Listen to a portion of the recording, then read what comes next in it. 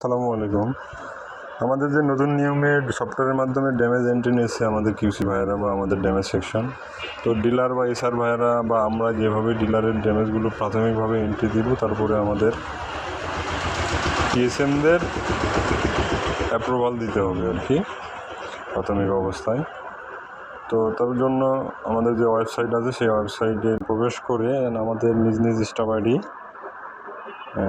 দিয়ে log in করবো। Password আর staff ID same, মানে নর্মাল যে পাসওয়ার্ড সেটা হবে আপনার স্টাফ আইডিটাই পাসওয়ার্ড।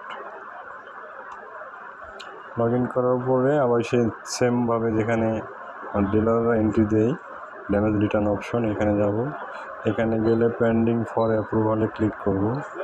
ক্লিক করলে আমি একটু আগে একটা আমার ডিলারের একটা আইটেমে এক পিস আমি এন্ট্রি দিয়ে দিছি দেখানোর জন্য আর কি। উপরে লেখা দেখাচ্ছে one data is pending for approval. তো এটা আমরা অ্যাপ্রুভাল কীভাবে দেব, তার জন্য এখানে যে হিডেন একটা বাটন আছে চোখের মতো, এখানে ক্লিক করব। এখানে ক্লিক করলে ওই কী ড্যামেজ এন্ট্রি দিয়েছে কোন dealer code, product name, product code, পরিমাণ সব সহ কী কারণে ড্যামেজ দিয়েছে, কত তারিখে দিয়েছে সব দেখাবে, শো করবে। সব ক্রস চেক দেওয়ার পরে ঠিক থাকলে এখানে অ্যাপ্রুভ ফর সিলেক্টেড এসআরে আমি ক্লিক করব।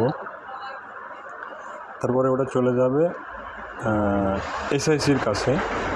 তো ওটা আমরা দেখতে পারবো। আবার ওই ড্যামেজ রিটার্নে ওখানে ক্লিক করলে এসআইজি পেন্ডিংয়ের এখানে ক্লিক করলে আমি যে দেখতে পারবো যে আমার সরকারি স্টোরে একটা পেন্ডিং আছে।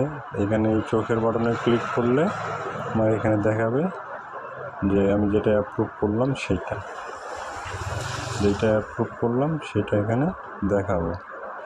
তো দেন উনি যদি অ্যাপ্রুভ দেয় তার পরবর্তী ধাপে চলে যাবে ডিআইসির কাছে। ডিআইসি পর্যায়ক্রমে উনি অ্যাপ্রুভাল দিলে আমাদের ড্যামেজ অ্যাডজাস্টমেন্ট হয়ে যাবে আর কি। এইভাবে আর কি আমরা ড্যামেজ অ্যাপ্রুভাল দেবো।